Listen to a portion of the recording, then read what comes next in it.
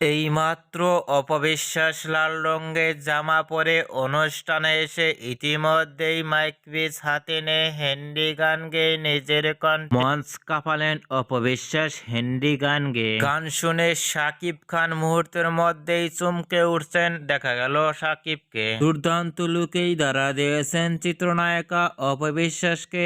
অনুষ্ঠানে এরকম লুক ও গেটাপে কখনো দেখা যায়নি অপবিশ্বাসকে হিন্দি গান গাইতে। অনুষ্ঠানে এসে অপবিশ্বাসের ভেরিফাই ফেসবুক পেজে এই ছবিগুলো আপলোড দিয়ে মুহূর্তের মধ্যেই সোশ্যাল মিডিয়ায় আলোচনায় দেখা গেল।